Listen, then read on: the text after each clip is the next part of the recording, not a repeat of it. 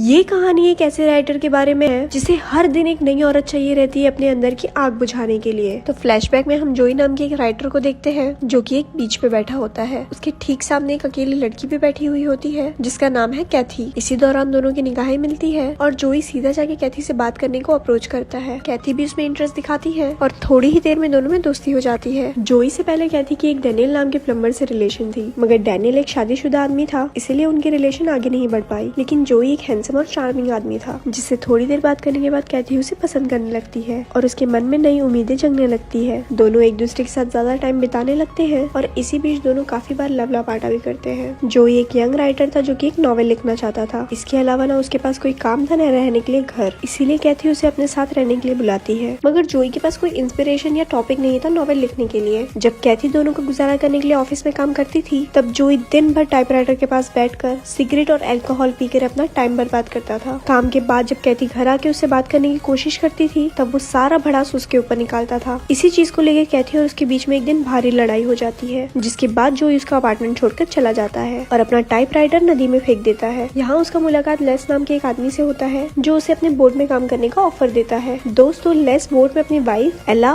और बेटा जेम के साथ रहता था। जोई उसके साथ बोट में काम करने के लिए मान जाता है और उनके साथ बोट में रहने लगता है। यहाँ काम करते हुए अक्सर जोई कैथी से मिलने जाता था। वो लोग क्ले नदी के किनारे अक्सर एक ट्रक के गैरेज में मिलते थे और एक दिन उसी नदी के किनारे दोनों खपाखप करते हैं, जिसके दौरान कैथी उसे कहती है कि मैं प्रेग्नेंट हूँ और मैं तुमसे शादी करना चाहती हूँ। मगर जोई उस बच्चे को एक्सेप्ट करने से मना कर देता है और कहता है कि मैं तुम्हारे लायक नहीं हूँ। कैथी उसे समझाने की कोशिश करती है और दोनों के बीच में बहस होती है। जोई उठ के वहाँ से जाने लगता है और कैथी उसे रोकने के लिए उसके पीछे भागती है, मगर अचानक उसकी पैर फिसल जाती है और वो नदी में गिर जाती है। कैथी को तैरना नहीं आता है जिस वजह से वो डूबने लगती है। अंधेरा होने के कारण जोई भी पानी में कैथी को ढूंढ नहीं पाता। बहुत ही ज्यादा घबरा जाता है और उसके बैग से अपनी फिंगरप्रिंट मिटा के नदी में फेंक देता है और कपड़ा एक ट्रक में फेंक देता है। इसके बाद हमें प्रेजेंट टाइम की कहानी दिखाई जाती है और मूवी की शुरुआत भी यहीं से होती है। अगली सुबह जब जोई नदी के किनारे बोट के पास बैठा होता है तब कैथी की लाश उसे तैरती हुई मिलती है। ये देखकर तुरंत लेस और जिन कैथी की लाश को नदी से निकालते हैं और पुलिस को इस बारे में खबर करते हैं। लाश को देख के जोई को कैथी के प्रति संवेदना तो होती है पर वो किसी को बताता नहीं कि वो कैथी को पहचानता है। मगर ये संवेदना बस कुछ ही दिनों के लिए था, क्योंकि उसके मरने के बस कुछ ही दिनों के बाद जोई की नजर लेस की पत्नी एला पे पड़ती है और वो उसे चोरी छुपे देखने लगता है। हालांकि लेस और एला पति पत्नी थे, मगर दोनों की शादीशुदा जिंदगी में प्यार एकदम से खत्म हो चुका था। लेस एक अल्कोहलिक था जो अपना ज्यादातर पैसा जुए में उड़ा देता था और ज्यादा शराब पीने के कारण एला के साथ घपाघप नहीं कर पाता था। इसका फायदा उठा के जोई एला का मन बहलाने लगता है। अपने पति से घपाघप ना मिलने के कारण एला भी धीरे धीरे जोई के प्रति ढलने लगती है और एक रात जब लेस जिन को लेके एक मेले में गया हुआ था तब दोनों मिलकर घपाघप करते हैं। अब इसके बाद ये होता है कि दोनों लेस के पीछे से फ्रीक्वेंटली बिस्तर गर्म करते हैं और दोनों को ये फर्क ही नहीं पड़ता कि लेस को इसके बारे में पता चल जाएगा। एज अ रिजल्ट कुछ ही दिनों बाद लेस उन दोनों को रंगे हाथ पकड़ लेता है। जब वो इसके बारे में जोई को कन्फ्रंट करता है तब जोई कहता है कि वो इन दोनों की जिंदगी से दूर चला जाएगा, मगर लेस इतना अपसेट होता है कि वो खुद दोनों को बोट पर छोड़ के चला जाता है। बाद में एला और लेस फिर से एक जगह पे मिलते हैं जहाँ एला उसे डिवोर्स की बात करती है। इसके बाद जोई और एला एक साथ उसी बोट पे रहने लगते हैं। एला अब जोई से शादी करना चाहती है। ये बात से जोई खुश नहीं था क्योंकि एला के साथ उसका संबंध सिर्फ घपाघप के लिए था। एक दिन एला को उसकी बहन ग्वेन का लेटर मिलता है कि उसके पति का देहांत हो गया है। तब एला और जोई से मिलने जाते हैं। एला अपनी बहन को संवेदना देती है और कुछ दिन उनके साथ बोट में बिताने के लिए कहती है ताकि वो अपने पति के मरने के गम से उभर सके। मगर यहाँ भी ग्वेन जोई का स्वैग देख के उस पर फिदा हो जाती है और एक दिन दोनों फिल्म देखने के बहाने बाहर जाते हैं, एक रेस्टोरेंट में ड्रिंक करते हैं और एक सुनसान सड़क पे शुरू हो जाते हैं। और इवेंचुअली ऐसे ही एक दिन एला को उनके गुफ्तगू के बारे में पता चल जाता है और वो भी अपने पति की तरह बोट छोड़ के चली जाती है। अब ग्वेन भी उसे नहीं रोकती क्योंकि बोट पे उनके प्यार की गहराई को नापने से उन्हें कोई नहीं रोक सकता। लेकिन जब जोई को इसके बारे में पता चलता है तो वो बहुत शर्मिंदा होता है और वो भी बोट छोड़ के चला जाता है। बेचारा बोट, उसकी क्या गलती है, सब उसको छोड़ के जा रहे हैं। एनीवे, अब इसके बाद जोई बार में एक आदमी से मिलता है जो उसे कम पैसे में अपने घर में रहने का ऑफर देता है। जोई मान जाता है और वो जोई को अपनी बीवी से इंट्रोड्यूस कराता है, जो कि उसका बहुत बड़ा गलती था। एज एक्सपेक्टेड जोई भाई का यहाँ भी जलवा चलता है और वो आदमी के काम पे जाते ही वो उसकी बीवी के साथ इश्क लड़ाता है। मतलब समझ रहे हो, यहाँ घोड़े को नहीं मिल रही घास और गधे खा रहे हैं च्यवनप्राश। एनीवे, अब ये सब के बीच में कैथी मर्डर केस का ट्रायल आता है और लेस और जोई को कोर्ट में गवाही देने का बुलावा आता है क्योंकि ये दोनों ने ही पहले लाश को देखा था। यहाँ हमें पता चलता है कि पुलिस ने एज ए सस्पेक्ट डैनियल को पकड़ा है। दोस्तों, अगर आपको याद हो, डैनियल वही प्लम्बर है जो जोई से पहले कैथी का बॉयफ्रेंड था। उस पे कैथी के साथ जोर जबरदस्ती करने का और उसे गर्भवती बनाने का और उससे पीछा छुड़ाने के लिए उसका हत्या करने का आरोप लगाया जाता है और बाद में कोर्ट सारे गवाहों को मद्देनजर रखते हुए इस आरोप की पुष्टि भी कर देती है। कोर्ट में बैठा जोई ये ये जानता था कि डैनियल निर्दोष है, मगर वो चुप रहता है। वो कोर्ट को एक अननोन चिट्ठी लिखता है कि कैथी की मौत एक एक्सीडेंट थी और डैनियल निर्दोष है, मगर कोर्ट ये लेटर को अनदेखा कर देती है और डैनियल को फांसी की सजा सुनाई जाती है। हालांकि डैनियल के जोई को हमदर्दी होता है, फिर भी वो अपना मुंह नहीं खोलता। मूवी के अंत में जोई उसी क्ले नदी के पास जाता है और पानी को कुछ देर घूरने के बाद शायद अपने अगले शिकार की खोज में निकल पड़ता है। और दोस्तों, मूवी यहीं पर खत्म हो जाती है। ऐसे ही और स्टोरी सुनने के लिए हमारे पेज को लाइक करें। धन्यवाद।